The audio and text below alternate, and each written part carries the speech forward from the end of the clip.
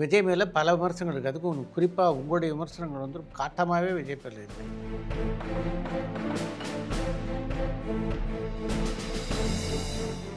அமைச்சருங்கிறவங்க எனக்கும் தான் அமைச்சர், உங்களுக்கும் அவர் அமைச்சர். நேரு வந்து உங்களுக்கும் அமைச்சர், எனக்கும் அமைச்சர். நீ வந்து ஒரு குறிப்பிட்ட சாதிகிட்ட போய் நான் எங்கள் ஆளுக, எங்கள் சாதி, எங்கள் லாங்குவேஜ் தெலுங்குன்னு பேசுனா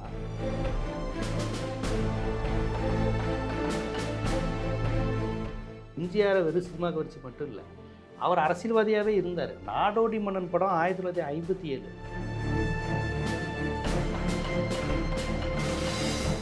மாநில சட்டமன்ற தேர்தலுக்கு யார் யாரை சேர்க்கணும், எத்தனை சீட்டுங்கிறது பிஜேபி முடிவு பண்ணுது. நான் என்ன சொல்கிறேன், எதுவாக இருந்தாலும் அதிமுகலாம் முடிவு செய்யணும். அப்போ எடப்பாடிக்கு என்ன மரியாதை தரீங்க நீங்கள்? பிரேமலதான்னு ஒரு ஃபேக்டர் வரும்போது 500 ஓட்டு வச்சுக்கோங்க எக்ஸ்ட்ரா. இப்போ ஜெயிக்கிறதுலாம் 50,000 60,000 ஓட்டு வித்தியாசத்தில் ஜெயிக்கிறாங்க.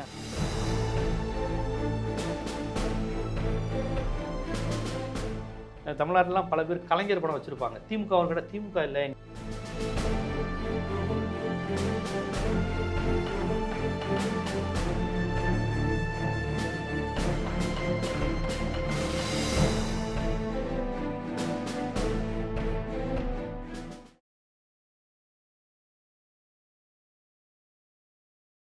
இப்போ எம்ஜிஆர் திராவிட முன்னேற்ற கழகத்தில் பல ஆண்டுகள் தன்னை இணைத்து கொண்டவர், கட்சி பொறுப்பில் இருந்திருக்காரு, எம்எல்ஏ வந்திருக்காரு. ஆனால் இது எதுவுமே இல்லாமல் ஒரு மனிதர் தடால்னு சிஎம்மாக வந்தார்னா ஆந்திராவிலேருந்து என்டி ராமாராவ். ஆமாம், வந்தார். எந்த கட்சி பின்னணியும் கிடையாது, அதுக்கு முன்னாடி அரசியல் இல்லை. எம்ஜிஆர் அரசியலுக்கு வந்தது தான் அவருடைய ஒரே இன்ஸ்பிரேஷனு. கட்சி ஆரம்பித்தார், உடனே வந்துட்டார். அதனால் சாத்தியம் இல்லை அப்படின்றத சொல்ல முடியாது. அதாவது இது விஜய் மேலே பல விமர்சனங்கள் இருக்குது. அதுக்கும் குறிப்பாக உங்களுடைய விமர்சனங்கள் வந்து காட்டமாகவே விஜய் பேரில் இருக்குது. ஆனால் இதெல்லாம் தாண்டி கூட ஒரு மனிதர் ஜெயிக்க வாய்ப்பு இருக்குது. அதாவது நான் என்ன சொல்கிறது, இன்றைக்கி ஒரு விதையை விதைச்சிருக்காரு, நாளைய எலெக்ஷனில் வந்து அது அறுவடை பண்ணுவார் நான் சொல்ல மாட்டேன். ஆனால் காலப்போக்கில் நடக்கிறதுக்கு வாய்ப்பு இருக்கிறதா தான் நான் பார்க்குறேன். இல்லை, என்னுடைய கருத்துன்னா சினிமா கவர்ச்சி வெற்றி பெற்றதில்லை. எம்ஜிஆரை வெறும் சினிமா கவர்ச்சி மட்டும் இல்லை, அவர் அரசியல்வாதியாகவே இருந்தார். நாடோடி மன்னன் படம் 1957. அதில் திமுக கொடியை காமிச்சாங்க.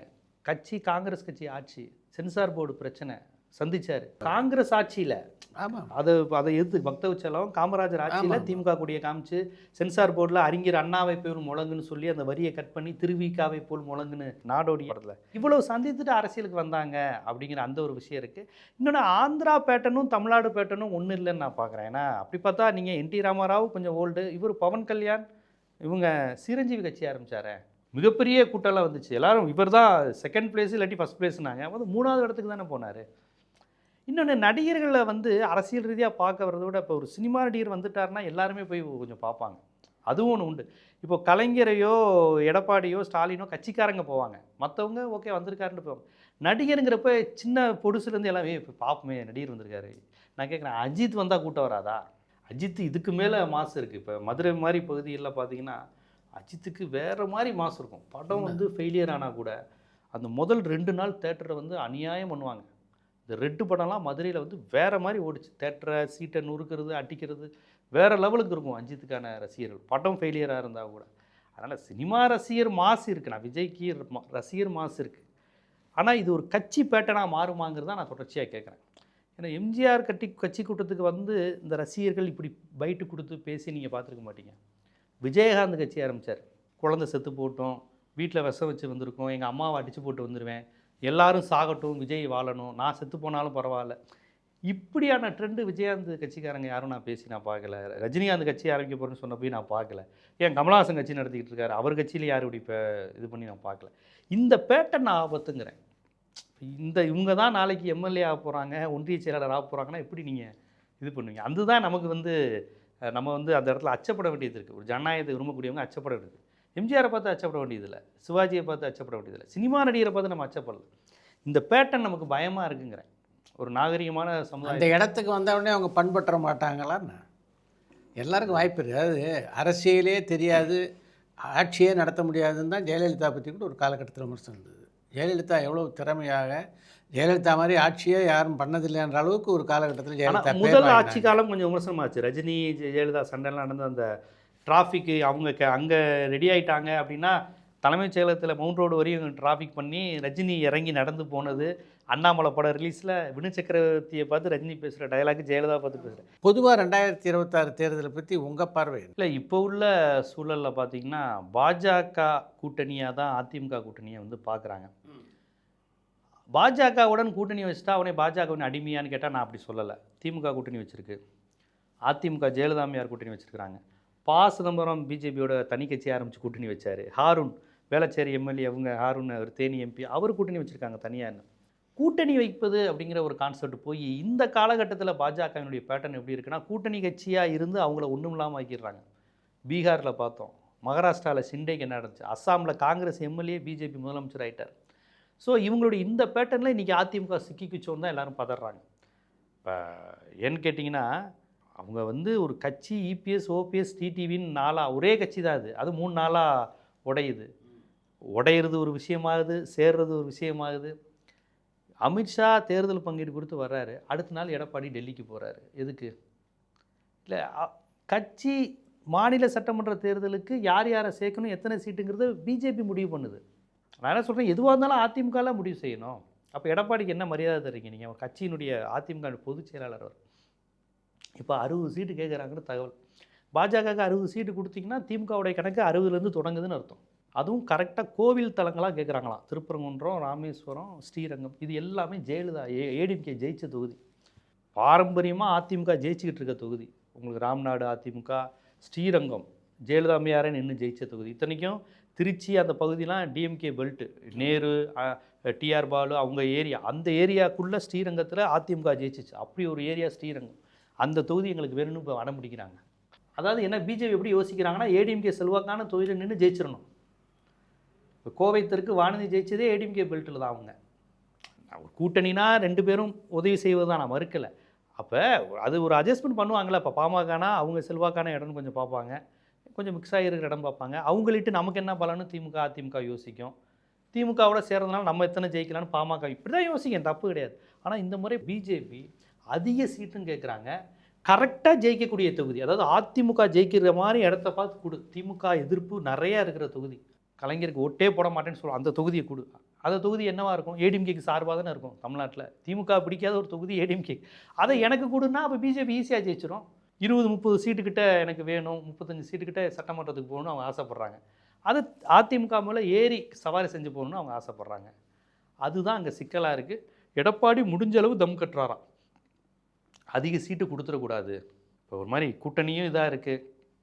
பிஜேபிக்கு 60 சீட்டு கொடுத்துட்டா ரொம்ப அதிமுக பலவீனமாக போயிடும் அப்படிங்கிறதுல அவர் தம் கட்டி நிற்கிறாருங்கிறாங்க. ஒரு ஏன்னா தேமுதிக போனது கூட என்னை கேட்டால் மைனஸ் தான். அங்கே தான் போகிற மாதிரி இருந்தது தேமுதிக போயிருந்தால் கூட ஒரு இமேஜ் வந்திருக்கும். தேமுதிகவுக்கு பெரிய ஓட்டு இல்லைனாலுமே அந்த நாயுடு ரெட்டியார்ஸ் அந்த அவங்க மத்தியில் கொஞ்சம் அது இருக்குது. விஜயகாந்த் இறந்துருக்காருங்கிற அந்த சிம்பத்தியெல்லாம் அவங்க யூஸ் பண்ணுவாங்க. அது மட்டும் இல்லாமல் அவங்க வந்து இந்த வட தமிழகத்தில் சில தொகுதி, இந்த கள்ளக்குறிச்சி, ரிஷிவந்தியம், அந்த விருத்தாச்சலம், இந்த மாதிரி பகுதியில் கொஞ்சம் அந்த இது இருக்குது.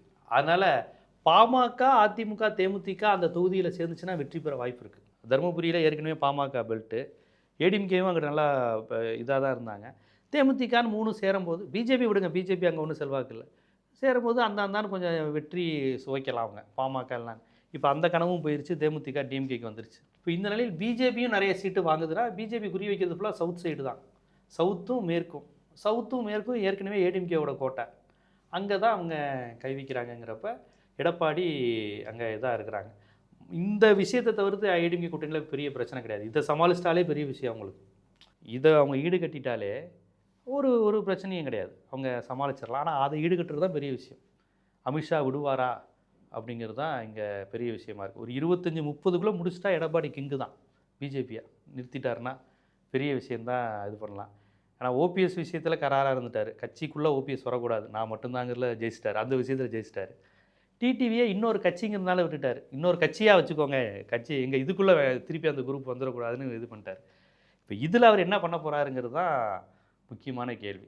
அதிமுக கூட்டணியை பொறுத்தவரை, திமுக கூட்டணியை பொறுத்தவரையும் அவர் தேட்டரில் ஹவுஸ்ஃபுல் ஆனதுக்கப்புறம் இந்த எக்ஸ்ட்ரா சீட்டு போட்டு உட்கார வைப்பாங்கல்ல, அது மாதிரியான நிலைமை போயிட்டு இருக்கு. ஹவுஸ்ஃபுல்லாக ஆயிடுச்சுன்னு பல பேரை சொன்னதுக்கப்புறமும், எப்பா இன்னும் ஒரு 2 கட்சி இருக்காம்ப்பா, இந்த கிருஷ்ணசாமி இன்னும் வெயிட் பண்ணிக்கிட்டு இருக்காராம்ப்பா அப்படிங்கிற மாதிரி அப்போனா சேர் ஒரு 3-4 சேர் போடுங்க அப்படின்னு போட்டு உட்காரு. அந்த மாதிரி ரேஞ்சுக்கு போய்கிட்டு இருக்கு. அது கொஞ்சம் ஏற்கனவே சீட்டில் உட்காந்து பார்த்துக்கிட்டு இருக்கணுங்க மறைக்கும். யாருப்பா அது அப்படிங்கிற மாதிரி. அந்த மாதிரி நிலைமையில திமுக கூட்டணி போய்கிட்டு இருக்கு. இப்போ உள்ள நிலவரப்படி இப்போ இந்த கட்சிகள் ஓட்டு பலம் இதெல்லாம் வச்சு பார்க்கும்போது திமுக கூட்டணிக்கு தான் வாய்ப்பு இருக்குது. பார்ப்போம் அது எப்படி மாறுங்கிறது நம்ம பொறுத்து தான் பார்ப்போம். திராவிட முன்னேற்ற கழகத்தை பொறுத்த வரைக்கும் இப்போ பெரும்பாலும் அதிமுகலேருந்து வந்தவங்க தான் இங்கே கோல வச்சுறாங்க அப்படின்னு ஒரு விமர்சனம் இருக்குது. அதை எப்படி பார்க்குறீங்க? அந்த விமர்சனம் இப்போ இல்லையே. உங்களுக்கு செந்தில் பாலாஜி வந்தப்பே வந்துருச்சே. செந்தில் இப்போ நிறைய இப்போ பார்த்தீங்கன்னா ஏடிஎம்கேலேருந்து திராவிட முன்னேற்ற கழகத்தில் இருந்த தலைவர்களை விட ஏடிஎம்கேலேருந்து போனவங்க தான் இப்போ அதிகமாக இருக்காங்க திராவிட முன்னேற்ற கழகத்தில். உண்மையா இல்லையா? அமைச்சரவையிலே அவங்க தானே அதிகம் இருக்காங்க. சொல்கிறேன். சேகர் பாபு, செந்தில் பாலாஜி, ரகுபதி, ஏவா வேலு, முத்துசாமி, ஏவா வேலு, சாத்தூர் ராமச்சந்திரன் அப்படின்னு கிட்டத்தட்ட முக்கியமான இடத்துல இருக்கிறாங்க. சும்மா இல்லை. கலைராஜனுக்கு மட்டும் தான் எந்த பொறுப்பும் இல்லை. நம்ம டீனர் கலைராஜன் போனார், அவருக்கு எதுவும் இல்லை. வேறு இன்னும் 2-3 பேரெல்லாம் எல்லாருமே போயிருக்கிறாங்க. திமுக பொறுத்தவரையும் அதை ஒரு பெரிய கணக்காக பார்க்குறாங்க. எப்படின்னா தென் மாவட்டத்தில் திமுக கொஞ்சம் பின்னடைவாக இருந்தது. இப்போ சாத்தூர் ராமச்சந்திரன் போனதுக்கப்புறம், சாத்தூர் ராமச்சந்திரன் யார்? ஜெயலலிதாவை மீட்டு கொண்டு வந்தவர். அரசியலை விட்டே போகிறேன்னு சொன்னப்போ அவங்கள மதுரை மேற்கு மருங்காபுரி தேர்தலில் வெற்றி பெற வைத்தவர் திருநாவுக்கரசும் சாத்தூர் ராமச்சந்திரன் தான். அப்படி அதிமுகவின் அடையாளமாக இருந்தவர் திமுகவில் இன்றைக்கி அமைச்சராகிட்டார். பல தொகுதியில் வெற்றி பெறுவதற்கு அவர் காரணமாக இருக்கார். இன்றைக்கி அங்கே ராஜேந்திர பாலாஜி போன்றவர்களாலலாம் பெரிய லெவலில் இது பண்ண முடியாத அளவுக்கு அங்கே அவர் முக்கியமானவராக இருக்கிறார். ராஜேந்திர பாலாஜிக்கு லோக்கல் செல்வாக்கு இருக்குது. இவங்க தான் மீம்ஸ் போட்டு கிண்டல் பண்ணுறாங்க. ராஜேந்திர பாலாஜி, திண்டுக்கல் சீனிவாசன்லாம் லோக்கல் ஏரியாவில் ஜெயிக்கிறதுக்கு தேவையான வேலையை பார்த்துருவாங்க. செல்லூர் ராஜு இவங்களாம். ஸோ சாத்தூர் ராமச்சந்திரன் வந்தது அதிமுக பெல்ட்டை திமுக பெல்ட்டாக மாற்றிருக்காரு. அப்படி தான் திமுக கணக்கு வைக்குது. ஓ பரவாயில்ல அப்படின்னு. இப்போ ராமநாதபுரம் அதிமுக கொஞ்சம் சாதகமான தொகுதி. அங்கேருந்து அன்வராஜா மாதிரி ஒரு பெரிய தலையை இழுத்து போட்டிருக்கிறாங்க. சென்னை இயல்பாகவே திமுக சார்பான தொகுதி தான். இருந்தாலும் சேகர் பாபு அவர் அனைவரும் கலைஞர் ஜெயலலிதா இருந்து போய் வந்துட்டார். சேகர் பாபுலாம் அந்த சமயத்திலே அவங்க இஷ்யூவில் வந்துட்டாங்க. அவங்க எப்படி பார்க்குறாங்க, நமக்கு இப்போ எக்ஸ்ட்ரா வர்றதுனால கூடுதல் லாபம் என்னங்கிறது மட்டும்தான் அவங்க பார்க்குறாங்க. இது யார் ரொம்ப கவலைப்படுறோன்னா நம்ம எல்லாரையும் விட திமுகவில் உள்ள கட்சிக்காரங்க. எப்பா என்னப்பா நான் இங்கேயே இருக்கிறேன் எனக்கு என்ன அப்படின்னு அந்த பிரச்சனைலாம் வந்துக்கிட்டு தான் இருக்குது கட்சிக்குள்ளே. அதெல்லாம் வராமலாம் இல்லை. ஆனால் அதை ஈடு கட்டிடுவாங்க. வேறு ஏதாவது பொறுப்புகள் கொடுப்பது மூலமாக, வாரியங்கள் கொடுப்பது, ராஜ்யசபா எம்பி இந்த மாதிரி ஏதாவது பொறுப்புகள் கொடுத்து அவங்க அதை எதை சொல்லி சமாளிப்பாங்கன்னா, கட்சி ஜெயிச்சுக்கிட்டே இருக்குப்பா, ஆட்சி அதிகாரத்தில் இருக்கும்ல, எதுவாக இருந்தாலும் பார்த்துக்கலாம் விடு, இந்த முறை வா, அங்கேருந்து வந்தால் அவருக்கு தான் கொடுத்தாகணும், உனக்கு வேறு ஏதாவது ஏற்பாடு பண்ணுறேன். அது வேறு வழியில், அது அரசியல் கட்சி அப்படி தானே பண்ணும். பவர் இந்த ஆட்சியை தக்க வைத்துக் கொள்வதற்காக எல்லா கட்சிகளையும் இப்போ அரவணைச்சிக்கிறாங்க திராவிட முன்னேற்ற கழகத்தில். அது எப்பேற்பட்ட ரிப்பர்கஷன்ஸை உருவாக்கும் அப்படின்னு நினைக்கிறீங்க? எலெக்ஷன் கெட்ட நெருங்க இப்போ கூட்டணி கட்சிகளுக்கும் இது லாபம் தான். இப்போ விடுதலை சிறுத்தைகள், திமுக, இடதுசாரிகள் இவங்க வட தமிழகத்தில் இருக்கிறாங்கன்னா, பிரேமலதான்னு ஒரு ஃபேக்டர் வரும்போது 500 ஓட்டு வச்சுக்கோங்களேன் எக்ஸ்ட்ரா. இப்போ ஜெயிக்கிறதுலாம் 50,000 60,000 ஓட்டு வித்தியாசத்தில் ஜெயிக்கிறாங்க. 530 ஓட்டு, 1460 ஓட்டு, இந்த ஓட்டு வித்தியாசத்தில் ஜெயிக்கிறாங்க, தோக்குறாங்க. ஐயோ 350 ஓட்டில் போச்சேன்னு. இதுதான் இப்போ அவங்களுக்கு வெற்றியை தீர்மானிக்குது. கடந்த முறையே அதிமுகவில் 40 தொகுதியோ என்னமோ 500 ஓட்டு, 3000 ஓட்டு, 4000 ஓட்டில் தான் வெற்றி பெற்றுருக்குறாங்க. அதே மாதிரி இவங்க வெற்றி வாய்ப்பை இழந்ததுன்னு பார்த்தீங்கன்னா 500 ஓட்டு, 3000 ஓட்டு, 5000 ஓட்டில். அப்போ இதையெல்லாம் பிரேமலதாவுக்கு எவ்வளோ ஓட் பெர்சன்டேஜ் இருக்குன்னா, தமிழ்நாடு இப்போ விருதுநகர் மாதிரி பகுதியில் கொஞ்சம் அதிகம் இருக்குது. வட தமிழகத்தில் அந்த கள்ளக்குறிச்சி, ரிஷிவந்தியம், விருத்தாச்சலம் இந்த மாதிரி பகுதியில் அவங்களுக்கு தான் இருக்குது. இப்போ இவங்க இதைத்தான் பார்க்குறாங்க. 500 ஓட்டுலேருந்து 2000 ஓட்டு கூட கிடச்சா ஜெயிச்சிடலாம், ஒரு 30 தொகுதி மிஸ் ஆகாமல் பார்த்துக்கலாம். ஓபிஎஸ் வர்றாரு. இப்போ ஓபிஎஸ்ங்கிறவருக்கு ஜெயலலிதா, ரெட்டெல்லாம் அதிமுக தான் அடையாளம். இப்போ அது 3ஐயும் இழந்துட்டு தான் இங்கே வர்றாரு. ஓபிஎஸ்னாலே ரெட்டலை தானே. ஓபிஎஸ்னா ரெட்டலை, ஓபிஎஸ்னா ஜெயலலிதா, ஓபிஎஸ்னா எம்ஜிஆர், ஓபிஎஸ்னா அதிமுக. அந்த அடையாளத்தை இழந்துட்டு இவர் இங்கே வர்றாருன்னா, இவரை இட்டு தான் இனி திமுக தெற்க வளரப்போதானா? கண்டிப்பாக கிடையாது. அவர் திமுகலே ஜாயின் பண்ணிட்டார், அவர் கூட்டணிலாம் வைக்கலாம். சரி, தங்கத்தமிழ் செல்வன் வந்ததையும் மக்கள் ஏற்றுக்கிட்டாங்க. அடுத்து ஓபிஎஸ் வரப்போ என்ன பண்ணுவாங்க? எப்பா திமுக மட்டும்தான்ப்பா தமிழ்நாட்டில் கட்சியாக இருக்குது, இல்லைப்பா நம்ம பழைய கட்சி இல்லைப்பா அப்படிங்கிற அந்த உணர்வு வரும்போது அதுவும் கொஞ்சம் லாபமாக இருக்குங்கிறாங்க. ஆனால் இதுவும் யாருக்கு சிக்கலாக இருக்குன்னா, தேனி மாவட்டத்தில் இத்தனை வருஷமாக திமுகலேயே இருந்து இந்த ஓபிஎஸ்ஸை எதிர்த்து, இந்த தங்கத்தமிழ் செல்வனை எதிர்த்து, இவங்களையெல்லாம் திட்டி கலைஞர் வாழ்க ஸ்டாலின் வாழ்கன்னு ஒரு தொண்டர் இருந்திருப்பார். அப்போ அவன் இப்பயும் நமக்கு எம்எல்ஏ கிடைக்காதா? அதெல்லாம் நடக்கும். அதெல்லாம் வராமல் ஒரு கட்சியில் இருக்கவே பிரச்சனைகள் எப்படினாலும் வரும். என்னென்ன ஆண்டிப்பட்டி கடைசியில் நான் யாரை எதிர்த்து போன தடவை நின்றுனா அவருக்காக என்னை வேலை பார்க்க சொல்கிறீங்க, அதெல்லாம் வரதான் செய்யும். அதை இவங்க ஈடு கட்டுவாங்க ஏதாவது சொல்லி. இருப்பா பார்த்துக்கலாம், அவனுக்கு வேறு தொகுதி ஏற்பாடு பண்ணுறேன். பல நேரத்தில் கூட்டணி கட்சி கொடுக்குற மாதிரி அட்ஜஸ்ட் பண்ணுவாங்கல்ல. திமுக கூட்டணிக்கு நீங்கள் சொல்கிற மாதிரி இந்த பிரச்சனை கொஞ்சம் வரும் நிறைய தொகுதிகளில். இது யாருக்குன்னா மக்களுக்கான பிரச்சனை இல்லை, உங்களுக்கான பிரச்சனை இல்லை, எனக்கான பிரச்சனை இல்லை, கட்சிக்காரர்களுக்கான பிரச்சனை. அப்போ எனக்கு இப்போ கிடைக்காதா, அந்த கட்சியிலேருந்து வந்தவர் கொடுப்பீங்களா, அப்படிலாம் நடக்கும். வெற்றி உறுதியாகும்பா, பண்ணதுக்கப்புறம் பார்த்துக்கலான்னு தான் சொல்லி சமாளிப்பாங்க. அது வேறு என்ன செய்ய, 21 கட்சி 22 கட்சிங்கிறது ஒரு பெரிய கூட்டணி தான் அது. அப்போ எப்படியா இருந்தாலும் நம்ம ஜெயிச்சிடலாம். இப்போ அவங்களுடைய கனவு 200 210 எதிர்பார்க்குறாங்க. அப்படி வந்துருச்சுன்னா ஒரு பெரிய இந்திய அளவில் தேர்தலில் பெரிய ரெக்கார்டு. ஒரு கூட்டணி 234 210 ஜெயிச்சிருச்சுன்னா பெரிய ரெக்கார்டு, இதுவரை வந்ததே கிடையாதுல்ல. அவ்வளோ பெரிய ரெக்கார்டு அப்படிங்கிறது. இப்போ 183 திமுக ஜெயிச்சிச்சு 71. அது வந்து காங்கிரஸுக்கு சீட்டே கொடுக்காம நின்று ஜெயிச்சாங்க, ஆதரவு மட்டும் பெற்றுக்கொண்டு. இந்த முறை அப்படி நடந்துச்சுன்னா பெரிய ரெக்கார்டு. அப்படி ஒரு சாதனை செய்யணுங்கிற அளவுக்கு தொண்டர்களுக்கு சொல்லி, நீ உன்னுடைய வெற்றி முக்கியமா, கழகத்தின் வெற்றி முக்கியமா, இந்த மாதிரிலாம் பேசி இது பண்ணுவாங்க. ஏதாவது சமாளிப்பாங்க, கொடுப்பாங்க, இது பண்ணுவாங்க. ஒரு தேமுதிக மாதிரி கட்சிகள்லாம் இந்த எலெக்ஷன் வரையும் தான் எனக்கு தெரிஞ்சு. அவங்க அப்படியே கொள்கை ரீதியாக இவங்களுடைய பாஜக எதிர்ப்பில் உறுதியாக இருப்பாங்களான்னு எனக்கு தெரியாது, அது நம்பியாக சொல்ல முடியாது. ஏன்னா 2 நாள் முன்னாடி வரையும் ஜக்கி அந்த சிவராத்திரியில் கூட வேலுமணியோடு தானே அவங்க பேசுனாங்கன்னு தகவல் வந்துச்சு. தகவல் இல்லை, ஃபோட்டோவே வந்துச்சே. அதனால் இப்போ எனக்கு தெரிஞ்சலாம் அவங்க அங்கே போவாங்கன்னு தான் நான்லாம் எதிர்பார்த்தேன். அப்படி தான் சொன்னாங்க எல்லாருமே.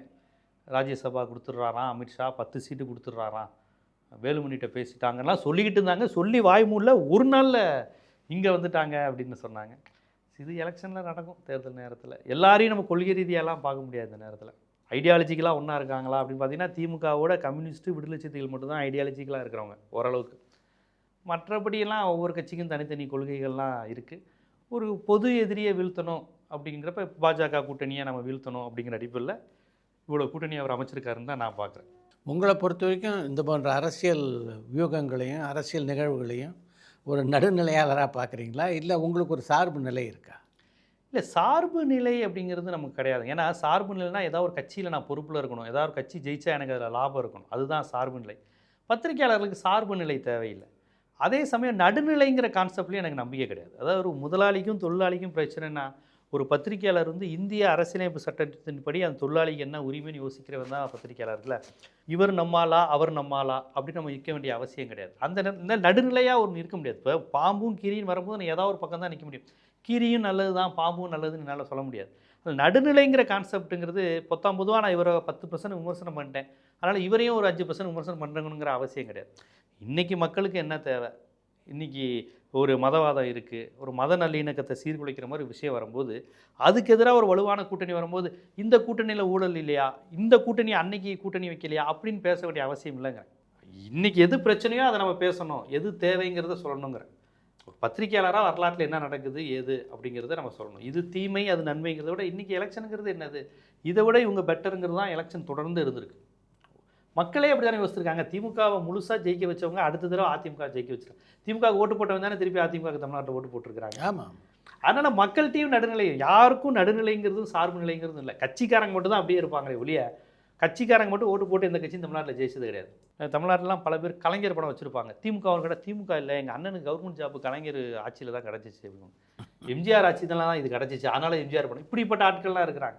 அதனால் பத்திரிகையாளர்கள் வந்து நடுநிலை என்கிறத விட இந்திய அரசியலமைப்பு சட்டத்தின்படி இந்த அரசு அதிகாரிகள், அரசியல்வாதிகள், கட்சி தாவல் சட்டம் இதெல்லாம் இல்லாமல் இருக்காங்களா, ஊழல், மதவாதம், சாதியவாதம். இப்போ வரணும் இல்லை, திமுக கூட்டணியில் இருக்கிற அந்த நேரு போன்றவர்கள்லாம் போய் ரெட்டியார் சங்க மாநாட்டில் கலந்துக்கிட்டாங்க. அப்போ நான் கண்டித்து அது வீடியோ போட்டேன். ஏங்க நீங்கள் ஒரு அமைச்சராக, நீங்கள் ரெட்டியாராக இருங்க, அது உங்கள் இஷ்டம். ரெட்டியார் நாங்கள் தெலுங்குன்னு சொல்லிக்கோங்க. இப்போ நான் தமிழன்னு சொல்கிற மாதிரி நீங்கள் தெலுங்குன்னு சொல்லுங்கள், தப்பு சொல்ல. அமைச்சருங்கிறவங்க எனக்கும் தான் அமைச்சர், உங்களுக்கும் அவர் அமைச்சர். நேரு வந்து உங்களுக்கும் அமைச்சர், எனக்கும் அமைச்சர். நீ வந்து ஒரு குறிப்பிட்ட சாதிகிட்ட போய் நான் எங்கள் ஆளுக, எங்கள் சாதி, எங்கள் லாங்குவேஜ் தெலுங்குன்னு பேசுனா அப்போ நான் ஏற்றுக்க முடியாது. நீ தனிப்பட்ட நேருக்கு வந்து உங்களுடைய சாதி நம்பிக்கை, உங்கள் யாரை கல்யாணம் அதெல்லாம் நான் கேட்க மாட்டேன். அமைச்சர்னு போயிட்டீங்கன்னா நீங்கள் பொதுவான தமிழ்நாட்டினுடைய பிரதிநிதி, எனக்கும் சேர்த்தா பேசுகிறீங்க. நீங்கள் அப்போ நான் ஒரு இந்த சாதி, இந்த தெலுங்கு அப்படின்னு நீங்கள் பேசும்போது அப்போ எனக்கான ஆள் இல்லைங்கிற உணர்வு வருதுல்ல. அப்போ நம்ம திமுக அதே போல் நேரு வந்து ஏதோ பங்காரு அடிகளார் காலில் போய் இப்படி உட்காந்துருந்தார். அப்போ நான் கேட்டேன், சங்கராச்சாரியார் வந்து சாதி உணர்வோடு மற்றவங்கள பார்க்குறாருங்கிறது விமர்சிக்குது திராவிடம். பங்காரு அடிகள்கிட்ட அடிமையாக இருந்தால் ஓகேவா, யாராவது ஒருத்தர் அடிமையாக இருந்தால் ஓகேவா? சுயமரியாதைங்கிறது எல்லாருக்கும் இதுக்கு தானே. ஒரு திமுக அமைச்சராக இருக்கிறவர் இப்படி பங்காரு அடிகள்கிட்ட போகலாமா நான் கேட்டு போட்டோம். இப்போ இதெல்லாம் அடிப்படையான கொள்கை சமத்துவத்திலேருந்து பேசுறது. பங்காரடிகளாவோ சங்கராச்சாரியாரோ ஒருத்தன் கீழே ஒருத்தன் உட்காரக்கூடாதுங்கிற சுயமரியாதைனா அது எல்லாருக்கும் தான் வரணும். திமுகவில் இருந்துட்டு நீங்கள் இப்படி போகலாமா? இப்படி தான் நம்ம கேள்விகள் கேட்டோம். அதனால் திமுக அதிமுகங்கிறது பிரச்சனை இல்லை, இஷ்யூ பேஸ்டு மக்களுக்கானது. தூய்மை பணியாளர் விஷயத்தில் திமுக அரசு என்ன செஞ்சுருக்கணுங்கிறத கம்யூனிஸ்ட் பார்வையிலேருந்து நம்ம விமர்சனம் பண்ணி போட்டோம். அந்த சாம்சங் தொழிலாளர்கள் 12 மணி நேரங்கிறப்ப அதை நம்ம விமர்சனம் பண்ணுறோம். அது மட்டும் இல்லை, 7.5 அதிமுக ஆதரிக்கும் போது அதை நமக்கு சரின்னு சொல்கிறோம். பரவாயில்ல, 7.5 கொண்டு வராங்க, ஜெயலலிதாவுடைய சமூக நீதி அவங்கள்ட்ட இருக்குது, இப்படிலாம் நம்ம பேசுகிறோம்.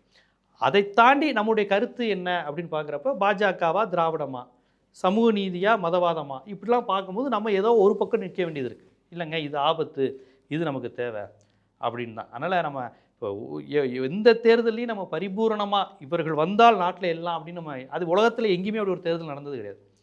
எம்ஜிஆருடைய 10 ஆண்டுகால ஆட்சியில் எவ்வளோ துப்பாக்கிச்சூடு நடந்திருக்கு, எவ்வளோ விஷயங்கள் நடந்திருக்கு. காமராஜர் ஆட்சியில் துப்பாக்கிச்சூடு நடந்திருக்கு. கீழத்தூவல், ராமநாதபுரம் கலவரம், முதுகுளத்தூர் கலவரம் காமராஜர் ஆட்சியில் தான் நடந்தது. கக்கன் தான் அப்போ போலீஸ் மந்திரியாக இருந்தார். அப்போ அந்த ஒரு சம்பவத்தை வச்சு காமராஜர் ஆட்சினாலே மோசம்னு சொல்ல முடியுமா? கலைஞர் ஆட்சியில் விமர்சனம் இல்லையா? ஜெயலலிதா ஆட்சியில் விமர்சனம் இல்லையா? அதனால் இந்த தூய்மையான விஷயத்தை இப்போ எதிர்பார்க்குறேன்னு சொல்கிறதுங்கிறது ஒரு போலித்தனம். தூய்மைங்கிறது 100% எங்கேயுமே இருக்காது. அதனால தான் இந்த ஊழல் எதிர்ப்புங்கிற ஒரு விஷயத்தை மட்டும் பேசுகிறவங்க மீது எனக்கு பெரிய நம்பிக்கை வருவதில்லை. இந்த அரவிந்த் கெஜ்ரிவால், அண்ணா ஹசாரே போன்றவர்கள் மீதெல்லாம் நமக்கு பெருசாக நம்பிக்கை வருவதில்லை. ஏன்னா நாட்டில் பல்வேறு பிரச்சனை இருக்குது. அதை இப்படி ஒரு கட்சி பார்க்குது அப்படின்னு தான் நம்ம பார்க்க முடியுமே ஒழிய, பொத்தாம்பதுவாக நான் ஊழலை ஒழிச்சிருவேன், இதுவரை ஆட்சி செஞ்சவங்கலாம் சரியில்லைன்னு சொல்வது வந்து எடுபடக்கூடிய விஷயம் கிடையாது. விஜய் எப்படிப்பட்ட தாக்கத்தை இந்த தேர்தலில் உண்டு பண்ணுவார்னு நீங்கள் நினைக்கிறீங்க?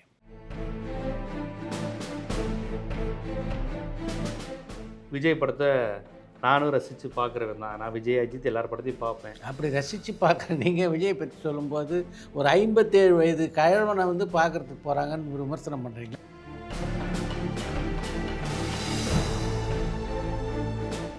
சீமானுடைய கொள்கைகளை நான் மாறுபடுறேன். அவர் சொல்லக்கூடிய அந்த விஷயங்கள், பெரியார் எதிர்ப்பு, அவர் உருவாக்குற அந்த இல்லூஷன் வேர்ல்டு, கற்பனை கதைகள், அதெல்லாம் நான் கடுமையாக எதிர்க்கிறேன். ஆனால்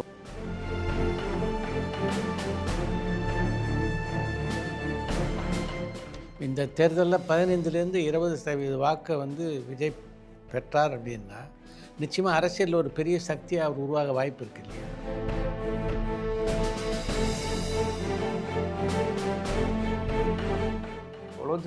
ரிலீஸ் ஆனால் நான் சேலை கட்டிக்கிறேன்லாம் சவால் விட்டாங்க.